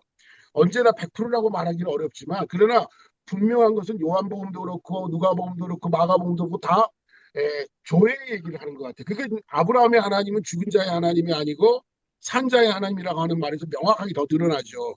왜냐하면 아브라함은 말하는 그 시점으로 볼 때 분명히 죽은 존재였거든요. 그런데 그 아브라함을 예로 들어서 말을 할 때 뭐라고 얘기하면 아브라함은 죽은 자의 표상이 아니라 산 자의 표상으로 얘기를 하거든요. 그래서 성경은 결과적으로는 육체적인 죽음 얘기를 하는 게 아니라 조의 얘기를 하는 것 같다는 생각이 들어요. 그것이 뭘 영생이고 그 영생이라고 하는 것이 영원히 죽지 않는 게 아니라 또 다른 생이죠. 생명이죠, 생명. 그래서 요한복음은 그걸 명확하게 드러나는 것 같아요. 목숨과 조회, 그러니까 푸시케와 조회를 정확하게 구분하고 있는 것 같다는 생각은 듭니다. 그래야 예수 믿으면 영생을 얻는단 말이 현재적인 사건이고 그렇게 현재 안에서 누릴 수 있는 놀라운 은혜인데 예수 믿고 영생 얻었다 그러는데 또 죽잖아. 아 그러면 결국 천국 간다는 소리야. 다 죽거는 그러니까 죽거는 그게 막 이런 식으로 설명하는 게 얼마나 어처구니가 없냐 하는 얘기인데 그렇죠. 이제 뭐 그러다 보니까 영생교가 목사님도 나오는 거죠. 영생교가 나오고 또 영생교 나오면 또 사람들이 혹하고 그게 왜 그러냐 하면 결과적으로는 이런 개념에 대한 정의가 정확하게 되어 있지 않기 때문에 그러지 않나 싶은 생각이 들고요. 근데 이게 아까 저기 우리 이 목사님에게 여쭤보고 싶은 거는 이제 오늘 얘기하실 때 그 믿음 얘기를 하면서 소망에 대한 얘기는 아까 현재적인 거라고 말씀을 하셨거든요. 근데 그 특히 3절에 보면 이 소망이라는 단어가 한 3번이나 2절 3절에 보니까 한 3번 반복돼서 나오더라고요. 그 이 소망이 굉장히 중요한 것처럼 느껴지고 있고 또 바울에게 있어서 이 소망은 굉장히 중요한 개념이라고 생각이 되거든요. 그래서 믿음, 소망, 사랑 얘기를 할 때도 소망이 오히려 뭐 견인차 역할을 하게 하는 것으로 말을 하는데 그 부분에 대해서는 혹시 뭐 우리 이 목사님의 어떤 견해 같은 게 있으신지요? 그러니까 바울에게 미래적 의미가 없다는 게 아니라요. 음, 바울의 가장 큰 공로랄까 기독교에 끼친 핵심이 뭐냐면요.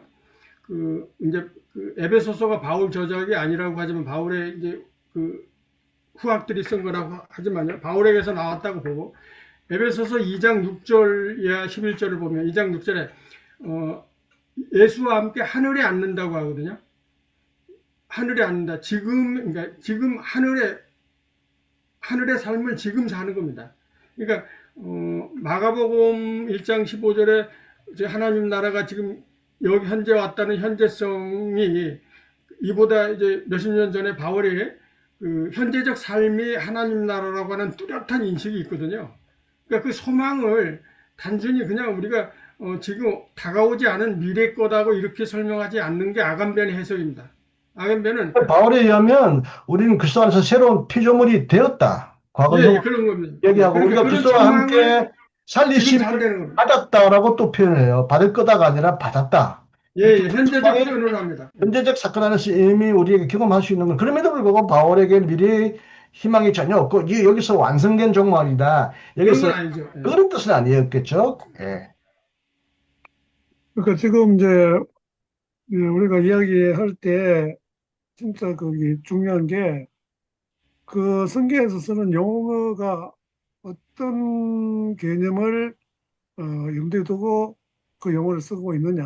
아까 이제 이 목사님 이제 그거를 이야기하시는데, 근데 우리가 똑같은 그 용어를 쓰더라도 이게 이제 어 제대로 이제 그 올바른 이제 그 이제 배우지도 못하고 이제 이해가 없다 보니까 목사님은 A라는 뜻으로 설교할 때 이야기를 했는데 성도들은 B라는 뜻으로 이제 오해하는 그런 경우가 상당히 많죠. 굉장히 예, 많습니다. 많고, 예, 또 목사님 목사님들도 또 이렇게 이제 잘못 알고 그거 갖다가 이제 설교할 때 이제 해석하고 이런 부분이 많이 있는 것 같은데 아까 뭐 잠시 이야기 나왔지만은 우리 기독교 신앙이라고 하는 것이 미래 중심적인 것으로만 자꾸 이제 오해되고 있는 부분이 많은데 저는 항상 그렇게 생각합니다. 하나님 나라 자체가 현재성과 미래성 이걸 동시에 이제 성경에 이야기하고 있기 때문에 지금은 오히려 그 우리 신앙의 어떤 현재성, 하나님 나라의 현재성 이거를 더 강조해야 될 시점이 아닌가 네, 이런 좀 생각이 그렇습니다. 드는데, 예. 그래서 로마서도 지금 우리가 그런 관점에서 보면 우리가 다시 좀 이렇게 더 깊이 로마서를 깊이 이해하고 제대로 이해할 필요가 있겠다 하는 그런 생각이 들고 지난번 시간에 이어서 오늘도 이 목사님이 좀 우리의 어떤 그 인식을 좀 이렇게 교정시켜주는 좋은 강의를 해주셔서 너무 감사합니다. 앞으로도 계속해서 좋은 강의 예, 해주시고 또 카보드를 훌륭한 그 책을 네, 나중에 빨리 좀 저수를 하셔서 많은 사람들이 이 무지몽매한 데서 이제 벗어날 수 있도록 해주시면 좋겠습니다. 그런 건 아니고요. 그런 건 아니고. 예, 우리 김종일 목사님 오늘 뭐 하실 이야기 없습니까? 그러니까 계시고 네, 할 이야기가 전혀 없습니다. 그럼 전적으로 동의한다. 무슨 일이에요? 아, 예, 하여튼 좋습니다. 그러니까 우리가 참 이 로마서가 중요한 걸 다 알고 있으면서도 로마서에 대한 그 해설서, 주석서, 뭐 설교 이거 뭐 너무너무 많잖아요. 그런데 좀 이렇게 의문스러운 걸 이렇게 좀 해결하기 위해서 찾아보면은 하는 소리가 다 달라가지고 결국 그 자기가 이제 판단을 해야 되는데 그게 쉽지 않은 작업이. 마지막으로 꼭 하나 제가 잠깐 스쳐 지나가면서 말한 것 같은데 루터 해석이나 색간점자 해석이나 모든 성서 해석이 하나님이 우리에게 어떻게 해주기로 했다. 하나님의 관점을 설명하려는데 주관점이 다 있어요. 정말 모든 책이 다 그렇습니다. 음, 지금 우리가 뭘 해야 된다라고 하는 거가 거의 없어요. 음, 이게 굉장히 중요합니다. 바울은 지금 현재 우리가 어떻게 살아야 하는 거를 설명했는데 다 재간접론자들이 칭의가 그 언약의 신실성이라고 하거든요. 그러니까 바울이 말한 그 이제 법정적 무죄 선언이 아니라고 하는 것까지는 굉장히 발전인데 하나님이 우리를 구원하시기로 약속하셨다가 이게 핵심이라는 거예요. 그럼 하나님의 입장을 설명하는 거예요. 아니 약속해 주기로 했는데 반드시 해줄 거 아니냐 이 강조예요. 그거는 우리가 성서를 읽는 방법이 아니에요. 하나님의 일을 하나님께 맡기고 우리의 일은 우리가 하는 게 이게 언약의 핵심입니다. 예. 하나님 일을 자꾸 따지냐 그 말이에요, 내 말은. 예. 저 한 가지만 더 여쭤보고 싶은 게 있는데요. 네, 한 가지만 질문 드릴게요. 네. 임 목사님 무슨 말 하시고, 임 목사님 얘기하셨으니까. 질문하세요. 예. 임 목사님 질문하시라고. 예. 아까 도 목사님이 하신다고 그러셔가지고. 도전도사님. 네. 예, 도전사님이 하시지 않으셨습니까? 네, 먼저 하세요, 임 목사님 하시고 그 다음에 하시면 되죠. 저요? 그 로마서 이제 1장 7절에 보면 이제 바울이 마지막 인사하는 장면 나오잖아요. 은혜와 1장 몇 절이요? 7절. 1장 은혜와 평강이 은혜와 예. 여기서도 이제 평강이 또 나오거든요. 예. 은혜와 평강이. 그래서 제가 이제 사실은 그 로마서를 대할 때 제일 그 굉장히 신경 쓰게 읽었던 부분이 1절부터 7절까지의 본문이에요. 저는 개인적으로. 예. 왜냐면 영으로는 육으로는 카타사르스스 뭐 카타 뭐 이제 그 있잖아. 그 푸뉴마티. 예. 또 부분이 이제 가장 저에게는 굉장히 와닿고 그게 왜 그러냐면 저는 그 부분을 예수님의 족보라고 얘기하거든요. 예수님의 족보는 육으로 말한다면 이렇고 영으로 말한다면 이렇다고 하는 그 족보처럼 이제 저는 받아들이고 있고 또 그다음에 은혜와 평강 얘기를 했을 때 바울의 이것은 그냥 단순히 바울이 그 의례적으로 하는 인사일까 은혜와 평강이 있기를 하는 말을 그리고 우리는 흔히 이건 바울의 전형적인 인사다 하고 거의 대부분이 넘어가는데 저는 이제 이 부분에 대해서 많이 묵상해 보면 오늘도 또 평강이 나왔으니까 그래서 이 평강이라고 하는 단어는 결과적으로는 은혜 이후에 찾아오는 삶. 그러니까 결국 뭐냐면 바울이 다메섹의 체험을 은혜라고 한다면 다메섹 체험 이후의 삶을 바울은 한마디로 평화의 삶, 평강의 삶으로 요약하는 것 같다. 그래서 아까 이 목사님이 말씀하신 내용하고 그냥 연결되어 있는 것 같아서 혹시 저는 그 얘기를 한번 여쭤보고 싶었습니다. 예, 임 목사님 그렇게 제가 1장 7절 해설할 때 그렇게 해설했습니다. 임 목사님과 전적으로 공감하고요. 근데 이제 그 우리 성경이 혹시 그 두 번째 강의에서가 제가 첫 번째 강의 한번 들어보시면 그 에이레네를 화평, 평안, 뭐 어디는 안심으로까지 번역을 해놨어요. 그러니까 우리 삶과는 좀 다른 어떤 거라고 하는 것을 나타내려고 성서가 무지 애를 쓴 거거든요. 성서 번역자들이. 그러니까 그걸 내가 다 찾아서 거기다 기록해놨어요. 그러니까 한번 보시면 얼마나 그 성서 번역자들이 그 바울의 의도와는 벗어나서 또는 우리 삶의 이야기를 벗어나서 단 얘기, 그러니까 우리 삶보다는 더 고상한 걸 말하려고 하는 그런 유도 때문에 우리가 성서를 잘못 읽게 되는 일치가 없고요. 그게 이제 의례적 인사가 아니고요. 의례적 인사가 아니고 그 평화. 그러니까 저는 이제 제임스 더는 화해 신학자라고 전통적으로는 은혜 신학자라고 하고요. 아까 말씀드린 폴 리케는 윤리 신학자라고 하는데 저는 평화 신학자라고 보는 겁니다.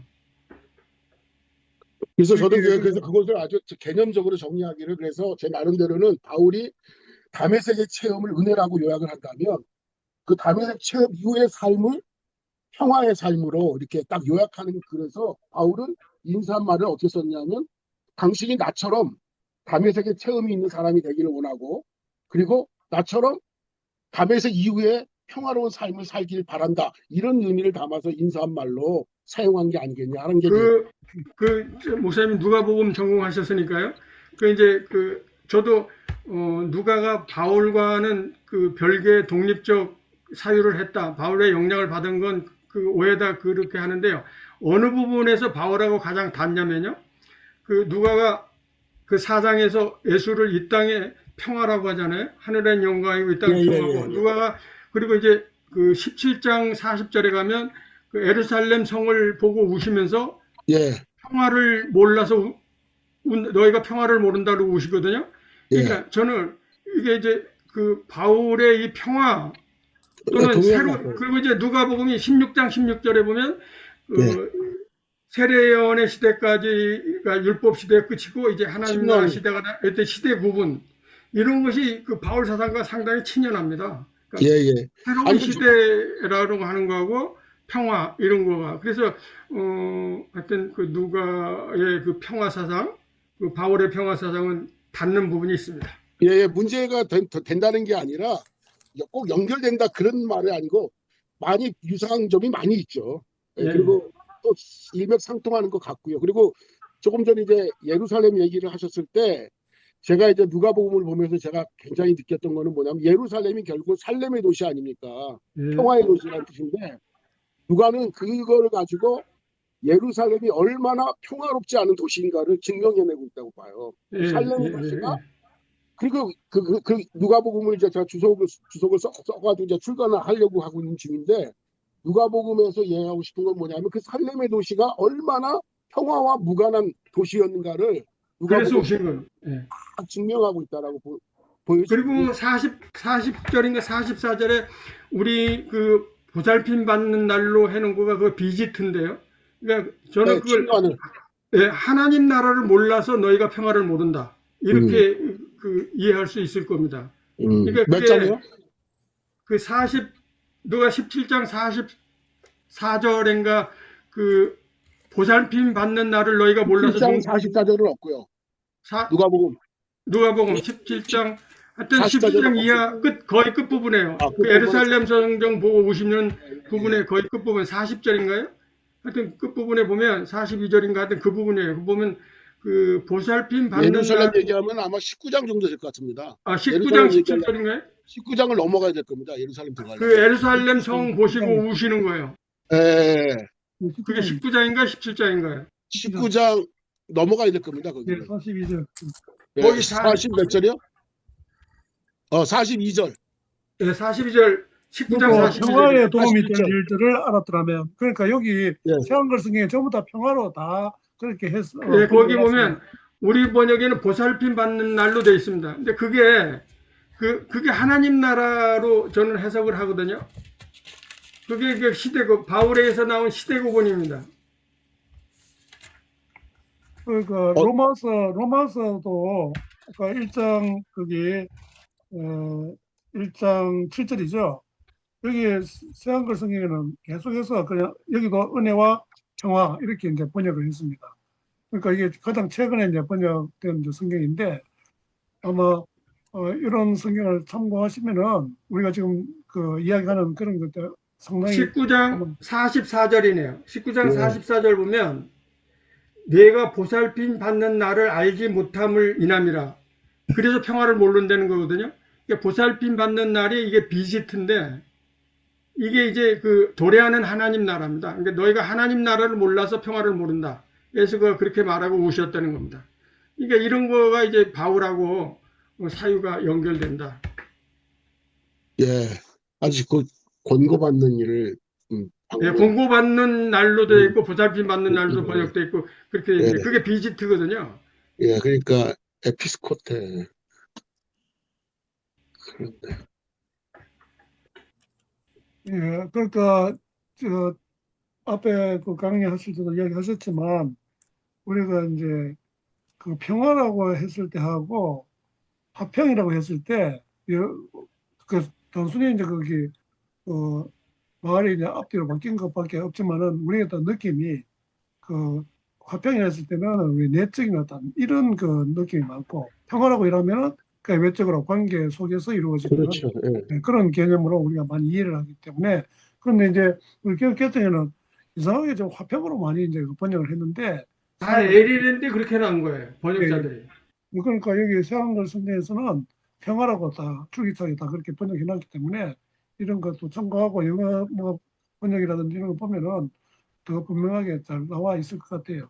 그리고 우리가 이제 아까도 제가 말씀드렸지만은 어떤 그 용어를 쓰느냐 이것도 중요하지만은 그것이 어떤 그 내용을 가지고 있고 개념을 가지고 있는가 의미를 가지고 있는가 이것을 우리가 잘 이제 그 이해를 해야 되는데 사실은 이제 우리가 원어를 공부하는 이유가 이제 그런 데 있는데 원어를 우리가 알더라도 이미 또 선입관이 있어가지고 자꾸 그러게. 이제 예, 그 자꾸 이제 거기에 이제 주입해가지고 이제 보려고 하는 이런 어려움이 있는데 우리 이 목사님이 지금 잘 해석해 주시는 거는 원래 그 본문에서 그 저자가 이야기하려고 하는 의도가 무엇인가 이걸 잘 그런 전제를 가지고 설명해 주시니까 새로운 이렇게 안목이 열리는 것 같습니다. 예. 계속해서 기대하면서 강의를 그러니까 하겠습니다. 강의 중에도 제가 얘기했는데 스탠달의 그 유대인과 이방인 사이의 예, 예, 바울의 예. 세관점을 촉발한 책이거든요. 이게 예, 굉장히 예. 중요한 책입니다. 근데 예, 예. 그러니까 이거는 게임이 안 돼. 이건 진짜 세바르페예요. 그 김진호 목사가 난민의 사도라고 하는 책이 이달에 나왔어요. 이거 어마어마한 책인데 내가 이 책을 읽고 정말 놀랐어요. 그러니까 우리나라 학자가 세계적인 책을 낸 거거든요. 세계 그 현장에 내가 지금 가서 이거 보는 것 같이 써놨어요. 요소요소를 한번 읽어보세요. 이거 바울을 이해하려면 이 책이 꼭 필요해요. 어제 강남의 5개 교회가 이제 그 환경 위하여 애를 쓰고 걷기 대회하고 환경 생태 운동을 하는데 5개 모여서 합동 예배 드리는데 그 강남 향림교에서 예배 드렸는데요. 그분 만난 것 같고요. 그 두 분 얘기 안 하시니까 제가 한마디 더 하겠는데, 아까 그 화해할 때 죄인들과 화해하다, 화목한다. 그 얘기가 굉장히 충격적으로 받아들여지거든요. 예수님에게도 제일 충격적인 말이 너희들 바리새인들보다 창녀가 먼저 하나님 나라 들어간다. 이런 얘기. 또 이제 현장에 가늠하다 잡힌 여인에게 죄가 있다고 안 하겠다. 근데 다시 죄짓지 말라는 말은 후기에 추가된 말이다. 그러니까 난 너를 죄인이라고 말하지 않겠다고 하는 말인데, 그러니까 이제 많은 사람들은 창녀를 받아들임으로써 그들이 결국 회개하게 만드는 거냐, 아니면 회개한 후에 창녀도 천국에 먼저 들어간다. 먼저 회개할 줄, 자기 죄를, 바리새인들은 자기가 어렵다고 말하니까 회개 안 하는데 창녀들은 회개함으로써 먼저 하는 나라에 들어갈 수 있다. 이런 말이냐? 회개와 상관없이 조건 없이 하나님은 불의한 자들을 용납하시고 그들과 화해하라. 예, 후자입니다. 예. 그죠? 예, 이게 예. 굉장히 기독교인들에게 껄끄럽고 받아들이기 어려운 구절이에요. 근데 바울에게도 그런 시각이 나타나고 예수님께도 나타난 것 같아. 그죠? 예, 그렇습니다. 예수님은 창녀가 회개하고 눈물을 흘리니까 가들을 안아주고 용납한 게 아니라 그냥 있는 그대로 그들과 교제를 했고, 그들이 먼저 하는 날에 속해 있다는 말은 어떤 인간의 동일성, 자기 회개조차도 어떤 하나님에게 변화조차도 어떤 하나님 나라의 의를 위한 공로가 될 수 없다. 하나님은 조건 없이 모든 인간을, 아까 말대로 바울이 로마 1장에서 이방인을 굉장히 비판하다가 난 2장에는 비판하지 마라 말이야. 네가 왜 함부로 비판하느냐. 뭐 네와 내와 다른 사람과 나와의 뭐 죄가 뭐 큰 차이 있느냐 이러면서, 그러나 그 구절을 뛰어넘어서 하나님은 우리에게 은혜로 우리를 화합케 하신다 이런 얘기 하잖아요. 그죠? 그게 5장 20절입니다. 예. 그런 의미에서 굉장히 혁명적이고 이 사상이 바울하고 어쨌든 이어져 있다는 느낌이 듭니다. 바울은 이방인들 할례를 해야 너 들어온다가 아니었잖아요. 할례 안 해도 좋다 이거 아니에요. 이게 가장 할례와 걸림돌이었잖아요. 예수님에게는 뭐 손을 씻는다, 안식일날 뭐 한다는 거 가지고도 이제 싸웠지만, 바울에게는 이방인 공동체에 나올 때 할례를 행하라 할 때 유대인들은 무슨 소리야, 할례 안 해도 괜찮아 뭐 이런 얘기하면서 화해시켰잖아요. 어떤 그런 의미에서 기독교가 굳이 회개를 강조하고, 그래서 의인이 하는 나라에 들어가게끔 하는 그런 조건으로 늘 어쨌든 선포를 해왔잖아요. 회개하라는 말을 요즘은 어쨌든 설교를 안 하죠. 특히 교인들에게 눈치 보느라고 안 하긴 하지만, 그럼에도 불구하고 나는 어렵게 되었다. 나는 믿음으로 어렵게 됐다. 저 죄인들이다. 죄인들을 구원해서 교회로 데리고 오자. 그래서 계속 자기 동일성을 만들고 비동일성이 있는 사람들을 이렇게 유도하고 끌어들이려고 하잖아요. 그게 지금 바란다는 뜻이죠. 여태까지 이야기한 게 그겁니다. 아이고, 감사합니다. 예, 저기 카보드 영광을 예. 조르주 안바그다 무의의 경영이라고 했다고 하셨는데, 그 무의라는 말을 직접 사용한 건지 아니면 목사님이 끌어오신 건지. 왜냐하면 저는 노자의 표현이잖아요. 노자. 예, 그게 그러니까 무의라는 아니 이제 그게 내 해석이라기보다 아감벤 해석인데요. 네네. 조르주 아간벤이 왕국과 영광이라는 책이 있어요. 네. 왕국과 영광에 그 카보드가 무의라고 하는 건데 그게 이제 카보드 단어 자체에 현존이라는 그 의미가 있어요. 현존.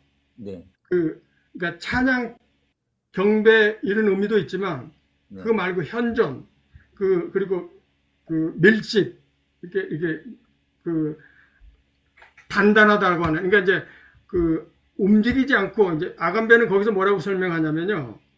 그게 이제 그 오이코노미아하고 같은 건데요. 에베소서 3장 9절에 오이코노미아가 나와요. 비밀의 경륜으로 번역이 되어 있는데 이게 이제 그 하나님의 경영 방식인데요. 그래서 저는 통치나 순종 이런 섭리 이런 용어를 저는 사용 안 하는데 그래서 경영인데요. 이제 아간벤이 그 카보드가 찬양이라기보다는 무의의 경영이다. 그냥 계심으로써 경영되는 거예요. 근데 아간베니가 그 노자의 그 무의란 말을 썼어요? 아니면 예, 목사님? 무의라고 씁니다. 어, 그럼 아간베는 노자에서 빌려온 걸까요? 아니면 그거를 성경에서 그냥 전반적으로 봤을 때 자기가 신학적으로 카보드 단어가 그런 의미가 있다는 거예요. 카보드 단어 자체가 단어가 그러니까 현존이라고 하는 그러니까 어떤 행사 현존을 근데 무위로 연결시키는 게 가만히 그러니까 현존이라는 말이 가만히 있는다는 거예요. 가만히 그러니까 에베소 4장에 내가 그 얘기를 오늘은 사실은 요소가 막 굉장히 한 시간씩 해야 되는 설명인데 네. 그래서 에베소 4장에 보면 그 하나님이 현존하시고 그냥 영광을 나타내시는 거고 세계가 경영되는 거거든요. 그 계시록 4장에 보면 하나님은 그냥 가만히 계셔요. 그러니까 그러면 그게 네, 유영모 선생님이 없이 계신 하나님이라고 하셨었거든요. 이거하고도 연결이 되나요? 그런 거하고 저기 보네포의 그 네. 하나님 없이 하는 거하고 다 이게 다 연결 같은 그렇죠. 거죠. 유영모 선생님이 그 전에 이미 없이 계신 하나님을 그 같은 겁니다. 그게. 그러니까 이제 그런 거예요. 아간벤 해석도 우리가 뭘 하려고 하다가 자기 의가 발현된다는 거예요. 그러니까 성취 없이 성공 없이 번영 목표 없이 그냥 하면 되는 건데. 아니 이제 우리가 하나님께 찬양한다 할 때도 그 하나님의 영광을 찬양한다고 우리가 찬양을 할 수 있죠. 하나님의 영광이 내게 임하면 기쁨이 오니까. 근데 하나님께 영광을 돌린다는 사람이 있어요. 하나님 무슨 영광이 부족해가지고 하나님 영광을 받기를 원하시고 우리가 영광을 안 돌리면 하나님의 영광스러운 존재가 아닌 것처럼 뭔가 하나님에게 영광을 보태주는 것 같은 인간의 그런 아주 교만이 있더라고요. 그죠? 예, 그런 게 아니라는 겁니다. 말하자면. 교수님 잘 말씀하셨네. 그래서 제가 이 부분을 사실 시간이 없어서 말씀 못 드렸는데 그 일본의 김태창 교수라고 이제 공공신학을 하시는 분이 있는데 그분이 이제 그리스도인이 아니에요. 그 예배는 왜 드리는지 모르겠다. 그게 왜 필요한지 모르겠다고 이제 패친인데 그걸 질문을 하셨어요. 그래서 내가 이제 댓글로 뭐라고 했냐면 제가 이제 제가 2019년에 로마서를 쓸 때 아다나우시우스의 공로가 두 가지인데 하나는 우리에게 현재 하는 27서 성서가 되게 한 거고 하나는 예수님을 그 신과의 본질로 해서 예배의 대상이 되게 했다. 아리우스라면 그냥 위대한 스승이었을 뻔했는데 아다나시우스 때문에 예배의 대상이 되었다. 그걸 쓰면서 우리가 예배를 드리는 이유는 예배 외에는 나를 반성할 기회가 없다. 하나님의 그 영광을 드림으로써 내가 어떤 존재임을 되돌아보는 기회는 그거 외에는 없다고 내가 썼는데 장준식 목사가 그 2019년도에 그 내 책을 이제 들어와서 받아가지고 그 전화가 왔어요. 아, 목사님 이게 너무너무 고맙다. 예배가 이렇게 소중한 거다. 이것 때문에 우리는 예배를 드려야 된다. 그러니까 그렇게 이제 두 가지 말하자면 아간벤에게서 배운 하나님의 영광 속에서 현존하심, 하나님의 무의 속에서 경영하심을 우리가 체험하는 게 하나 있고요. 나의 존재를 돌아보는 의미가 있어요, 예배가. 그래 예배가 소중한 겁니다. 저는 아까 이심원 교수님이 영광을 돌리다라고 하는 게 결과적으로는 저는 번역의 문제라고 생각하는 게 있습니다. 번역이 가져다 주는 패단이라고 생각하는 게 그 영광을 돌리다라고 번역된 것을 성경으로 보면 원어로 보면 독사 조우예요. 그러니까 독사의 동사형이거든요. 그러면 이걸 번역을 할 때 영광을 돌리다라고 번역하지 말고 영화롭게다 하다고 번역하면 될 것 같은데 그거를 돌리다라고 표현하니까 항상 내가 어떤 일을 해서 수상을 하는데도 이거는 하나님께 영광을 돌려야 되고, 내가 어떤 일을 하는데도 또 그걸 돌려야 되고, 자꾸 누구 덕으로 돌리는 거를 기독교 신앙의 양태처럼 만들어가는 것이 결국은 번역의 문제라고 생각을 하거든요. 그래서 저는 성경에서 우리가 언어를 쓸 때 좀 신중하게 좀 바꿨으면 좋겠다는 생각이 참 많은 게, 요새 새로운 번역들이 많이 나오지만은 새로운 번역들이 저는 너무나도 졸속으로 번역된다는 생각을 많이 가져요. 뭐 화평을 평화로 바꿨다고 해서 크게 달라지는 것도 없는데 계속 그런 것만 하고 있어요. 번역 자체가 완전히 잘못된 것도 굉장히 많고 누락된 것도 많고 그러는데, 그래서 이 독사라고 하는 것을 생각을 할 때 그 영광이라고 해야 되는데, 아까 목사님께서는 잠깐만 히브리어를 가지고 설명하시는 이유가 있는지 그걸 여쭤보고 싶어요. 지금 우리가 그러니까 이제 저는 그러니까 루터 때는 보니까 성서 비평학이 없으니까 예, 헬라어 가지고 하니까 그러니까 이제 뭐 요즘에 애가 있어서 70인역에서 이게 뭐가 보통 그리스어가 된 거냐 물어보면 딱 나오니까 맞아요. 그 70인역과 히브리역의 차이를 비교해 보면 그 히브리역에서 어떻게 상해했는가를 아는 거거든요. 이게 이제 중요한 거 그 아만이나 에무나 앞에서 제가 그런 설명을 많이 드렸는데 이제 이거예요. 바울이 유대인이고 1차 독자가 유대인이었기 때문에 이거 히브리적 사유를 반드시 들여다봐야 된다. 아까 그러니까 이제 맞아 디카이오션은 이게 라틴어로 미는 정이고 그리스어로 미는 발음이거든요. 근데 바울은 정이나 발음 의미는 전혀 없다고 봐야 돼요.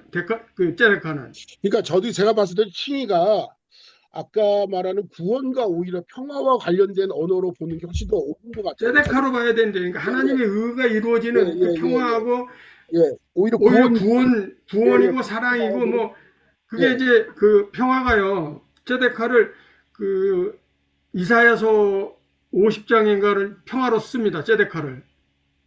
그러니까 히브리인들이 제데카를 평화로 써요. 그러니까 그런 히브리 사유를 들여다보자는 거죠. 예. 아니, 저는 왜냐면 이제 본문 해석이니까, 왜냐면 히브리어를 쓴 게 아니니까, 왜냐면 이게 헬라어로만 얘기해도 너무 복잡한데, 히브리어까지 풀고 와버리니까, 막 섞여버리니까 조금 너무 힘들어질 수 있게 않겠네. 그리고 영광이라는 말 자체도 하나도 이해하기가 참 어려운 것 같아요. 저는 아까 뭐 무의에 뭐 얘기를 했지만, 오히려 빛과 관련된 얘기라고 한다면, 존재의 드러남이 영광인 것 같다는 생각이 들거든요. 그 독사 얘기를 하려면 굉장히 이게 긴데요. 독사가 원래 억견이거든요. 네? 이제 억견이요, 억견. 그 플라톤이 쓴 억견이에요. 독사가. 독사가 억견이라고, 억견. 그 어떤 설명이요. 정해지지 않은 설명. 억견이에요. 어떤 무엇이요? 억견. 예, 억견인. X. 예, 그 플라톤이 그렇게 쓴 거가 이제 그 교리로 도그마로 이렇게 내려온 거거든요. 그러면서 이제 독사가 이제 영광이 되고 이런 건데, 그러니까 반드시 그 어원을 봐야 돼요. 물론이요. 예. 어쨌든 간에 저는 이제 본문에서 자꾸만 이거를 해석해 보려고 애를 쓰거든요. 그러니까 단어가 가지고 있는 본래 뜻도 뜻이지만 이 본문에서 어떤 뜻이 더 적합하게 맞아 떨어지느냐가 굉장히 중요하다는 생각이 좀 들어가지고 독사를 좀 많이 이해해 보려고 애를 썼는데, 제가 지금까지 내리면서 쓴 결론은 뭐냐면, 그 어떤 게 그 존재가 그대로 존재 그 자체로 드러나는 게 저는 영광 같았고, 그러니까 사람에게는 고린도 거기 가면 부활장에 가면 있잖아요. 꽃에는 꽃의 영광이 있고 별에는 별의 영광이 있고, 그러니까 그것이 뭐냐면 그 존재 그 자체로 드러나는 것을 영광이라고 표현하지 않습니까? 그게 현존입니다. 그 타고도 의미가 거기 있는 겁니다.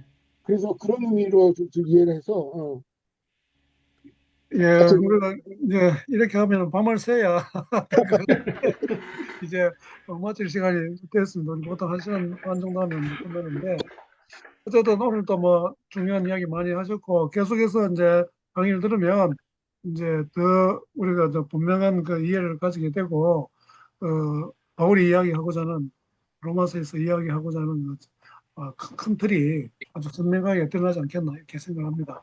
수고 많으셨고요. 임 목사한테 그 카톡 보냈는데 예, 예. 네, 이 제자 공동체 나눔과 섬김이네. 제목이 나는 것입니다. 이 주인은 우재형으로 되어 있는데 우재형으로 치면 잘 안 나와. 동명이인이 너무 저는 이름이 없습니다. 그래서 제자 공동체 나눔과 섬김을 내가 사진 찍어서 보냈거든 카톡으로. 이거 들어왔습니다. 네, 그걸 보고 앞으로 지난 거 예. 한번 쭉 보고 다음에 예, 알겠습니다. 문제 없이 오늘 처음 들어와서 당황하는 모양인데 우리 많이 원명합니다. 세대가 돼가지고 어느 정도 이해가 되는데 처음이라 당황했던 것 같아요. 좀 보세요. 네. 예, 알겠습니다. 고맙습니다. 그러면 수고하셨습니다. 2주 뒤에 우리가 1, 3, 5주 이래 하니까 이제 그렇게 이제 기대하시면 되겠습니다. 수고 많으셨습니다. 네, 안녕하세요. 고맙습니다. 오셨어요, 이 목사님. 네. 네, 감사합니다.